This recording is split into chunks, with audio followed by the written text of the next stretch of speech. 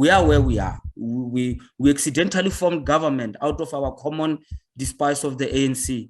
Why don't we just allow this accident to be something else? Why can't we work towards a coalition? Why can't we share power? And Mashaba spoke about that idea of co-governing and sharing power. Why can't the DA also come around on that as well? The DA also as well. I mean, the relationship between Mashaba and the DA, no doubt, it has got impact on whether you form coalition in Johannesburg, Gauteng, because of the history. But I think they can overcome that.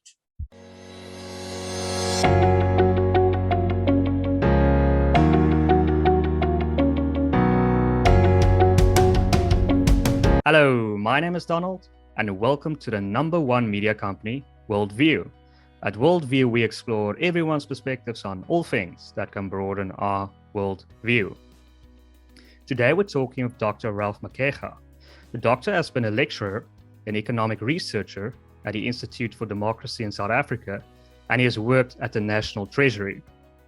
The doctor is the author of books such as Ramaphosa's Turn and the ANC's Last Decade. He has also written over 400 opinion articles in various newspapers and magazines, both locally and internationally. Doctor, welcome to the show.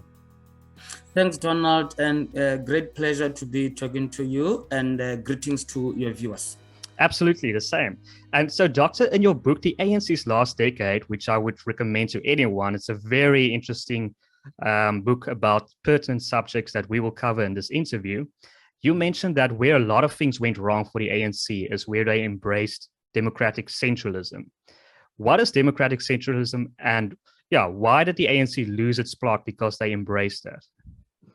I mean, I think that the biggest challenge that the ANC faced when it comes to transforming from being a liberation party to a modern party that embraces open ways of engaging, transparent ways of decision-making, and open engagement is because of this principle of democratic centralism, which is often browsed through. Sometimes you hear about it being spoken about in the media. But when you go back to look at its origin, it actually has got the origin in the Soviet-style leadership, which has had an influence on the ANC, which is the Russian Communist Party. Some historians have done a great work on that. Just try to understand the whole process of decision-making of the ANC. Why is it so elusive? I mean, within the ANC, they don't raise hands and count and make decisions. There is the idea that we agree, the branches are following.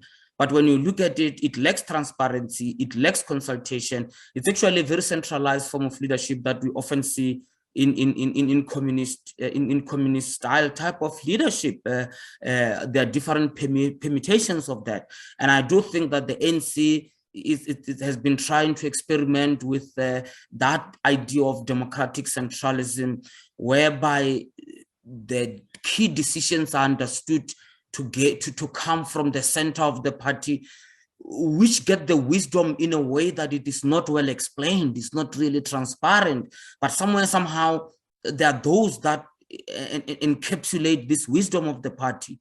And if you look at it at the end of the day, nobody understands how decisions are being made. You find that it creates an environment for domination of a few elites within the party. But those are central characteristics of your communist parties, your Communist Party of Russia, some would say even the Communist Party of China to even a greater extent. And until we go back and locate this democratic centralism as a method of making decision, as a method of justifying decision, and how it can survive within a democratic framework where we are. I mean, in most cases, you look at how decisions are made within the ANC, you try to justify them within the path that is set for everyone through institutions such as the courts, democracy. They don't fit. It is very difficult to understand how decisions are made within the ANC unless you are ANC members. So that, I think, has been the major source of problem when it comes to the ANC transforming itself and leading in a modern society whereby it actually appreciates a sense of accountability and being answerable, somehow answerable through a clear bureaucracy. So is the problem with the democratic centralism also that it doesn't enable the ANC to correct itself. So they won't learn anything from this local election result because they don't have the ability to correct themselves because they follow that principle. Exactly. It does not allow for self-reflection. I mean, it does not allow for self-criticism. We often hear that the ANC is a broad church for all. We are open to ideas. But if you look within the party structure, you look at the practices, what seems to be lacking for me is a rigorous process through which people can engage with the party and self-reflect. And you cannot correct. Actually, if you look at what people call self-correction that seems to be underway within the ANC, the step aside and all these sorts of things, you look at them, they cannot be resolved within the ANC because the ANC's internal structures are part of the problem. They lack recourse. Those issues end up in the courts because that is where the whole thing is happening. It's happening in the courts because the ANC lacks internal recourse to assist itself to weather through the storm. Was the leadership election in 2017, the ANC leadership election, really that close? Wasn't really a vote of first preference. So, for example, you could have voted for Dr. Dlamini Zuma, but you can still like Ramaphosa. So, and that would explain why Ramaphosa is still powerful within the ANC. So, isn't the media in general overstating how close the 2017 leadership election was? Indeed, I mean, if you look at it, actually, the odds were stacked against Ramaphosa. He was an outsider by then. He had been a deputy, and a deputy came through from business. And if you look at Dlamini Zuma and the faction, President Jacob Zuma's faction, they were still in charge of state institutions. And I think that if you look at the war that was waged by Ramaphosa, it gained more traction outside the ANC. It was a very interesting type of a battle whereby had Ramaphosa lost within the ANC would have been punished outside by voters when they go into the election. He survived within the ANC, but we see it and characterize it as a very close fight because at the center of it, the ANC has not actually decided whether it wants to go the Ramaphosa route. If we characterize Ramaphosa route as the route of reforms, as the route of accountability, compared to maybe the radical economic transformation route, which is what President Jacob Zuma's allies are known for. Mostly it's about consolidation, it's about more intervention by the state, it's about creating state banks and so forth, as it is reflected in some of the resolutions of the ANC. The battle was close in that view, that you have had ideas, you have had a compromise in terms of ideas. It was not decided. No group actually won. If you look at the resolution, they were mixed actually. Some expropriate land without compensation, but there is a disclaimer. Do it within the confines of the reality of the economy. Do not ruin the economy. So from that point of view, no one actually won the battle there. No one won the power battle there. President Ramaphosa won the presidency, but not really the power battle. The bigger part of the power still remained within the Zuma people, and it constantly was getting dislodged, as we are seeing what is happening at Eskom as well today. Do you think or do you know if there was any evidence of people being bribed to vote for either Ramaphosa or Dr. Dlamini Zuma in that conference? I mean, I've attended many ANC events. I mean, I attended the Nasrec event. I go with the media contingency. And I think this is the conference that members have gotten the closest to admitting the exchange of money. But there's always been this rumor. We were in Mangaung in 2012. There are always this rumor. Even NC members are accusing each other of buying members' votes there at the conferences. You never have a smoking gun. There's never been an investigation by the NC that could result in specific findings about this thing. There's never been, they say that let the sleeping dogs lie. As far as the NC is concerned, they don't ruffle the feathers. Most often when the NC leaves a conference, when the NC is done with the conference, they close it. They then go to the next one. They never investigate anything. We then wait. So you hear strong rumor about the circulation of money. And again, President Ramaphosa the amount of money that is being spoken about the CR17 campaign, there is no way that a certain amount did not filter to the branches. Someone will have to disprove that, and they can sue me, but they are going to have a lot of work of disproving this allegation that there is no way that the money that is so shrouded in secrecy did not get to that point of influencing how things went at the branch level. So it seems, Doctor, that the next ANC conference in 2022 will be extremely important. Do you think Ramaphosa will emerge as the victor and as the leader of the party, and also policy decisions? And do you think you'll have enough time to rectify some of the mistakes made by the government before the next election? They are not guaranteed for the second term. Clearly, they will. I don't know. The ANC is in a crisis. I don't know whether the crisis that the ANC find itself in, I mean, for me, it could result in two opposite things. Either the party could rally. I mean, they've just had a dismal performance in local government. I mean, they lost the council last night. The only thing they could do is to disrupt some of the councils in Ikurule and in Gauteng metropolitan centers. The ANC is receding in the society as these elections are demonstrating. So they could reflect on all these things by supporting Ramaphosa and decide that they're not going to have a conference that is being contested, or they could blame him for what just happened and decide to go after him, and they go straight to internal leadership battle from now on, instead of even figuring out a strategy for 2024.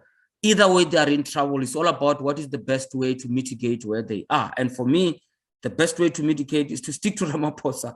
Maybe he will be able to help them arrest the decline that could be impending in 2024. But to experiment with someone else, to experiment with radical economic transformation, look at the anger that has been expressed by South Africans in this local government election. I don't think the ANC would like to dare the voters a bit more. I don't think they want to do that. And it seems like the RET faction doesn't really have a leader that can challenge Ramaphosa in 2022. I mean, at this point, Ace Magashule used to be what you can call the poster boy of the RET faction. But I think now they don't have a leader. And this is both a problem and an opportunity. It's an opportunity in a sense that probably Ace had to step aside, even from the RET, was even a liability to the RET project, whatever its potential. And now there is an opportunity to get someone who is less tainted to be able to lead the RET. We don't know. And it could be that opportunity, or it could just be the death of the RET as we've known it. But I think the challenge goes beyond the RET. I think there is an opportunity for moderates to come out who are not too different from Ramaphosa, and who could come and say that, look, we truly represent unity, and we think we can unite the party given the crisis. The thing is that each and every crisis presents an opportunity, and the opportunity presented can always result in that becoming misfortunes for Ramaphosa. Absolutely. And it seems like an opportunity for Ramaphosa was a few years back when the Treasury leaked a document of how they wanted to reform South Africa. It was leaked, I believe you mentioned your book, by the Ramaphosa camp. Doesn't that demonstrate that he is either weak or his position is very weak, that he is unwilling to publicly support it, he can only leak it. But once the tripartite alliance is involved, that document disappeared. So is he weak or is his position weak? I mean, that was supposed to be Treasury's take on the reforms, and Treasury is looking at things from the budget point of view. I mean, I understand Treasury. They'll look at issues from the fiscal point of view to say, you've got to tighten up there. So they came up with that 56-page document. But the manner in which it was released, it was very interesting. It was actually released through Treasury, but not through, or not firstly to alliance partners such as your SACP and COSATU, so that it can be processed politically. So in that way, President Ramaphosa actually demonstrated that he's willing to let Treasury go it alone on this document, because he understood that politically the document prescribe or speak about dealing with the growing public sector wage bill. It's all not good for the trade unions. So the president does not have political support for that. And the document gets presented by National Treasury. It comes out as a document that could help South Africa in the middle of a crisis. But then the COVID hit. After the COVID, the president goes back to that to say, perhaps some of the reforms.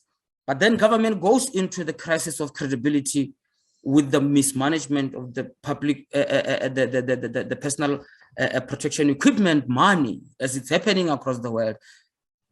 When you mismanage money, you then have a problem in asking everybody else to tighten the belt. And it becomes a problem. And Treasury is back now under a new minister. Tito Mboweni was gone. I mean, we all know also why Tito Mboweni left. It's not because he was happy. He was defeated. He could not get the reforms underway.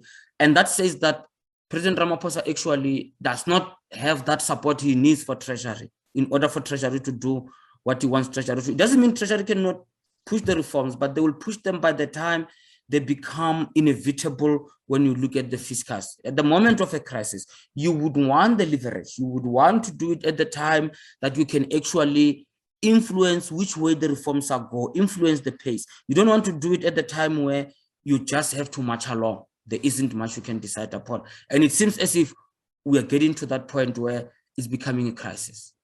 But I mean, Doctor, isn't the president just weak? I mean, he has the card which he can play that if you guys don't do what I do, I'm pretty much the only reason why you are still even close to 50%. So, I mean, it seems like he can do pretty much precisely what he wants. So why doesn't he just pull through? I mean, the ANC will not acknowledge the reality that even, I mean, the ANC generally, they will not acknowledge the reality that president of the ANC is the one who carried the party through a difficult election. I mean, they are not going to acknowledge that. It was actually even a bone of contention immediately after the election. I remember very well in 2019, it was being raised, but it is also being raised now in relation to the local government election, when Mbalula has been saying that the ANC election had Fikile Mbalula, has been saying that President Ramaphosa's face, the use of President Ramaphosa's face is sexually held. But does it actually give the president a leverage within the ANC? Not very much. I mean, I concede, I understand where, and I think it is almost reality that he helped the party through. It would have been catastrophe. They ran the local government election with the face of the president, avoiding local government issues. They survived. They just managed to crawl through the local government election. And that should mean the president can use that to fine-tune the party. But no, actually, it's not being acknowledged. And the president is now looking to re-election. Look at the problem that is happening within ESCOM. If you could go the sledgehammer approach at ESCOM, it will massively, massively upset the patronage network that still exists within the party and is tied up to state-owned entities, some of which the president had not yet disentangled. He could only scratch on the surface. I mean, the CEO of ESCOM came out and said there is still state capture at ESCOM. So it actually tells you that the president does not have that leverage. And the big concern now is the next elective conference of the ANC. He has just performed badly in the election, even if his personality factor might have helped the party survive. But he presided upon electoral disaster. The ANC is not doing so well. So these are things that are making the electoral conference of the ANC even more difficult for him.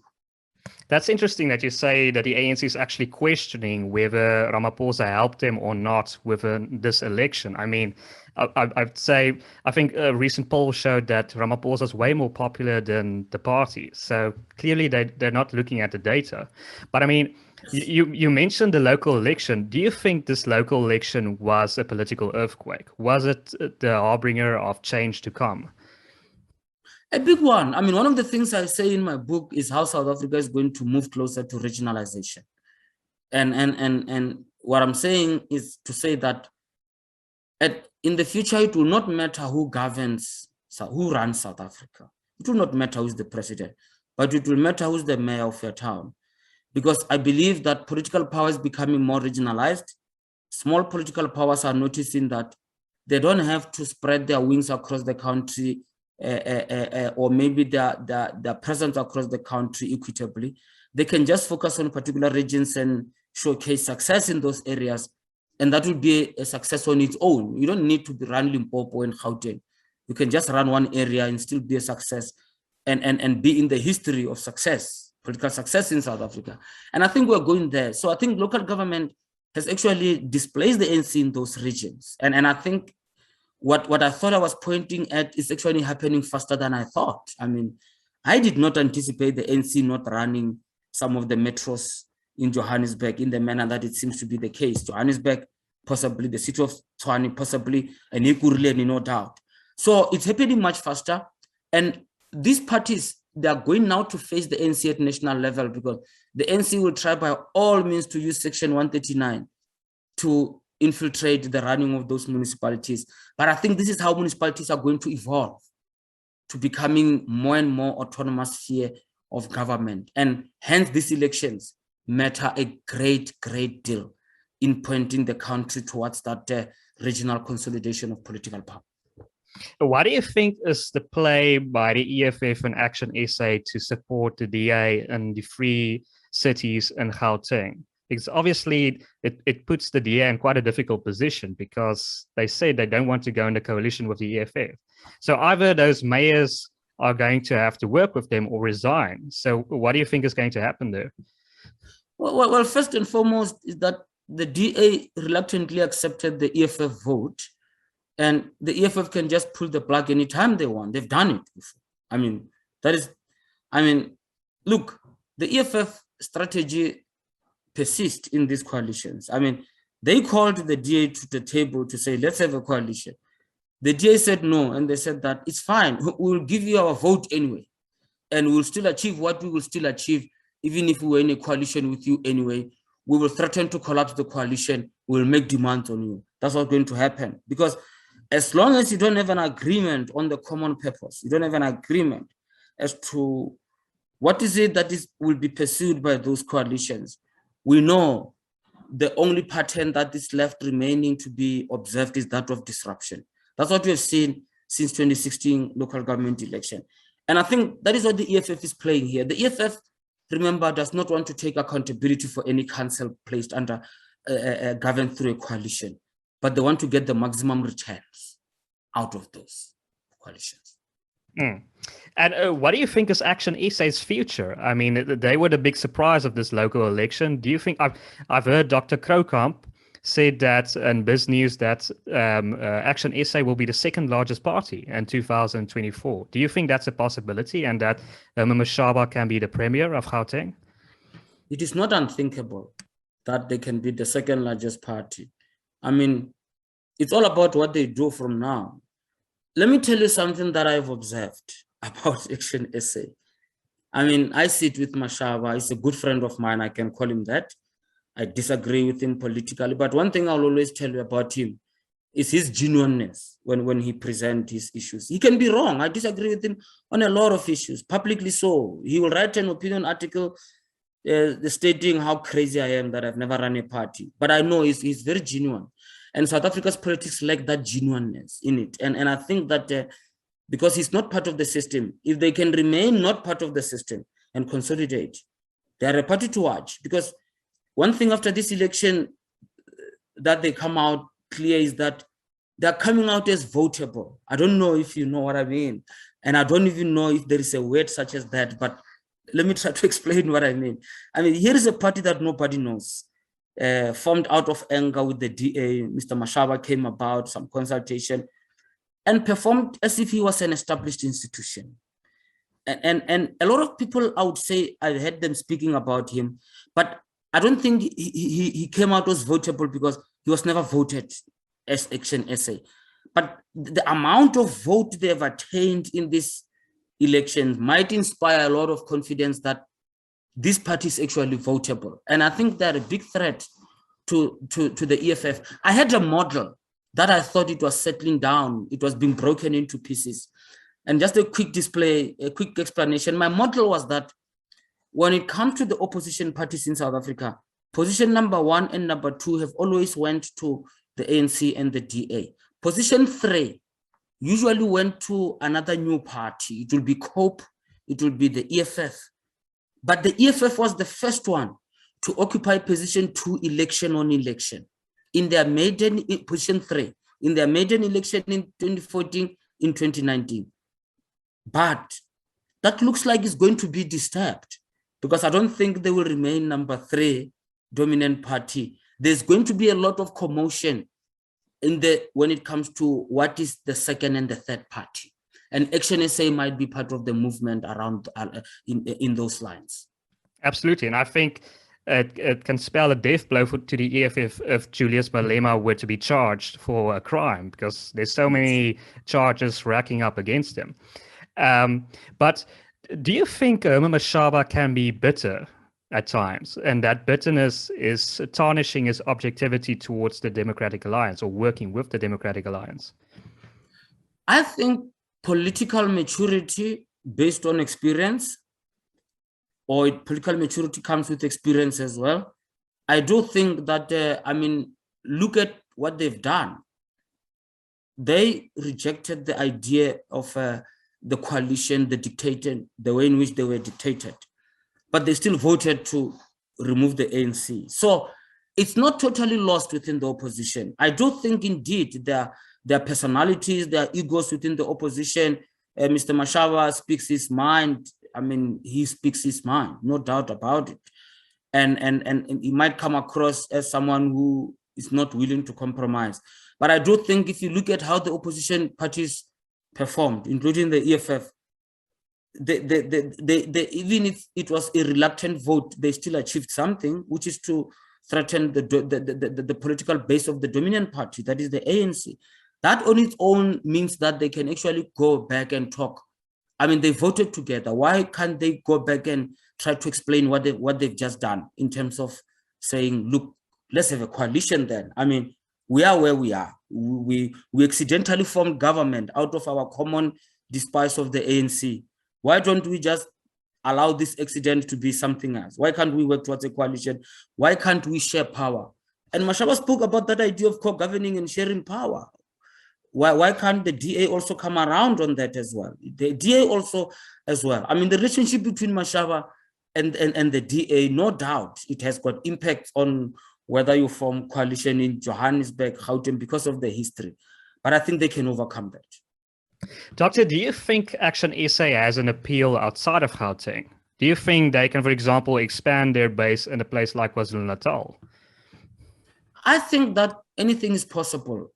South Africans are very forgiving to new parties. If you look at the percentage of vote that ActionSA has attained, you ask yourself, what is it that the party has achieved? It's no more than, it has not existed for more than 3 years. So it is about South Africans' willingness to try out new things.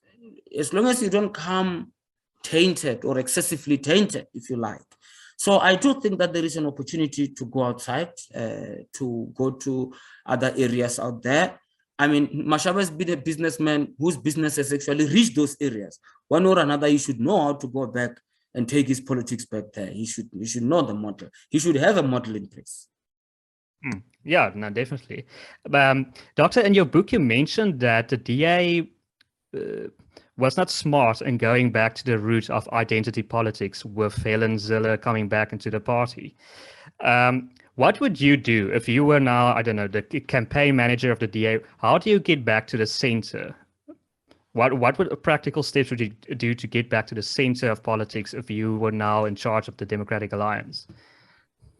The DA has pulled a miracle in Gauteng with all these councils and all that. And I think that we all know that their strategy to expand into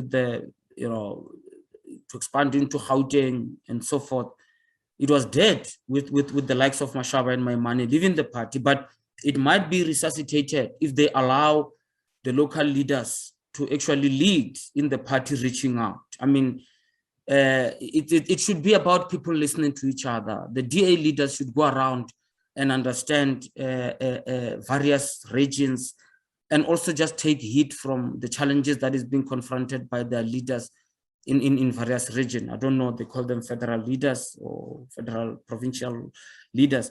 But I do think that with what they've pulled in Gauteng, they should try to build on that and try to see if they can try to rebuild that center, try to showcase something different from what they tried to attempt recently. Don't you think the problem is also Helen Zille, quite frankly? I spoke yesterday to R.V. Johnson. He's a political analyst who frequently writes about these matters. And he says that He believes it's time for Helen Zille to retire because one of the problems with Helen Zille is also that it's seen as the party of John Steenhuisen and Helen Yes. Zille. He overshadows him. So, and that will always be a problem. So isn't it time for Helen Zille to step aside? I mean, the return of Helen Zille was quite mysterious. I mean, I didn't understand why did the DA thought that they needed to take that step to retain Helen Zille, and also knowing how divisive she has been within the, in her debates. I mean, she raised some of the debates that you ask yourself, what is there to be gained? Suppose you're intellectually correct, but what's there to be gained for the society? I mean, all those tweets around colonialism and all stuff, going to court around all these things. I mean, but I think that perhaps the return of Helen Zille, it says something big. It's not a simple issue of just Zille. It's a symptom of something within the DA. It's a yearning for something else. It's the DA wanting to reconstitute itself into something else. I don't know what it is, but I wouldn't want to dismiss by just saying if Zille is gone, the problem is gone. I think now Zille is almost an institution now, if you ask me. Yeah, that's an interesting perspective. Talking about internal battles, I recently saw an interview of Magashule saying, I mean, he's moaning constantly now in interviews, but he said that it's unique now that the ANC is factionalized. But I mean, that's not entirely true, is it? I mean, the factional battles go all the way back to at least the beginning of Zuma's presidency. I mean, Magashule was part of the Zuma camp that ousted Mbeki. So it's not entirely true of him to say that factionalism is something unique today. No, factionalism in the ANC goes back to the time of exile. I mean, it has always been part and parcel of the ANC. I mean, it's just that the ANC in power, of course, factionalism in power will be accentuated by and amplified by access to power that the ANC has. And in recent years, I mean, it goes far back. President Mbeki was ousted in a factional battle by the Zuma fans, and they would themselves be ousted as well and be pushed as well from positions of power within the ANC. The only thing perhaps maybe is that it's come full circle. Magashule did not notice, but it's been going on. So I don't think there is anything unique about that. But didn't Magashule just not pick a side? He betrayed Mbeki. I believe he promised him something and he didn't deliver. I can't remember that entire story. Isn't there something like that? There was a point. I mean, he has never been a political ally of President Mbeki. Actually, President Mbeki avoided Magashule's premiership for a while during the time he was still the chairperson, one of the longest serving provincial chairperson of the ANC, Mr. Magashule. But he has not really come into any conflict with President Mbeki. The last time I had was when Magashule was consulting people around the step aside, and President Mbeki was one of the people to be consulted, and that's the last I heard of it. And other than that, Mr. Magashule has been largely preoccupied with the case involving corruption, I think, and some of the challenges that some of the students, unfortunately, who have been sent overseas were having in relation to funding and so forth. Those are some of the issues I've seen. So, Doctor, the last question I want to ask you is about title deeds that you mentioned in your book, ANC's Last Decade. Can you tell our viewers how title deeds can help South Africa alleviate many of the problems here? Because much of the land is still owned by the state. So how can title deeds solve that issue?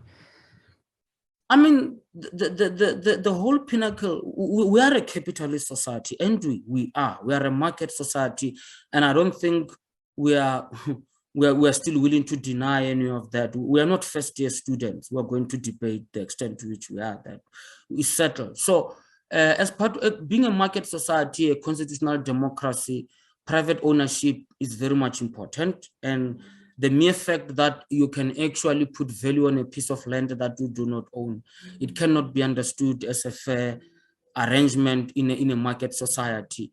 I mean, I've looked into this thing, and most of the times I speak to asset managers across various institutions in South Africa, and I always challenge them that when you go to rural areas under traditional leadership in this country, you've got a lot of portfolio of property that nobody knows its worth, because what's the point of knowing how much is it worth? Because it's not being ascertained in line with the normal market procedures. Nobody owns that. You've got huge houses all across and all this installation, and people only have permission to occupy. And it is 2021, the 11th, the 23rd, and it's all normal. We call ourselves a market society where we protect the right to property. There is something very sinister about this.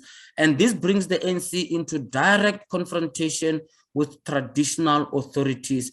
It is a challenge that the ANC has avoided. And for me, it means that all the property you have, this huge portfolio, it's lost to the economy. We cannot bring in, imagine people cannot borrow against their hard labor of the assets that they have. They cannot multiply their capital and so forth. It's a shame, I think. Yeah, just one last question. I forgot to ask this of you. And speaking of capital, it seems like it was Motsepe and Ramaphosa were one of the main people that donated to the ANC. They're keeping the ANC alive. Can't you say that they have essentially captured the ANC? The relationship between the ANC and money, quite troubled. I mean, the money that was raised by President Cyril Ramaphosa in any democracy, you don't have to belong to a faction to actually ask the amount of distortion that the money, such kind of money create on democratic processes. And again, I'm raising an issue here that we did not talk about, but I think we will in the near future. The question of how far do we go inside political parties when it comes to the use of money? I mean, Americans are going deep. They've got what they call the political action committees. They've got requirement. I mean, there are challenges. There are those who try to circumvent the rules, but at least they are not naive about the money that goes inside parties and the extent to which it influences policy, and therefore it has to be regulated. So when you speak about the billionaires in South Africa who will just donate money like that, I always ask, for what? If you're already too rich, there's no such thing as free donation. It's a question of what you get in return. Can we live with it or we cannot? Hence, transparency is very much important regarding what goes on inside parties. And yeah, who could disagree with that? But Doctor, thank you so much for your time. This has been such a fascinating conversation. I want to give you one last opportunity to plug or say anything that you want to. Well, it's been a great pleasure talking to you. And my view here is that I think that South Africa looks like it's disintegrating. But again, I'm a political scientist. I always believe that for major identities in society to be reformed, major alliances to shift, for the society to reground itself, uncertainty is unfortunately the most short-term problem we have to deal with. The uncertainty in our politics, we are going to have to live with it. But for me, I see major reforms in our society after that. I don't see doom and gloom. It's always darkest before the dawn. But thank you, Doctor. Thank you so much for your time. To our viewers, if you've made it this far, you most certainly enjoy this content. Please consider liking this video, sharing it, and subscribing to our channel. My name is Donald, and you've been watching WorldView.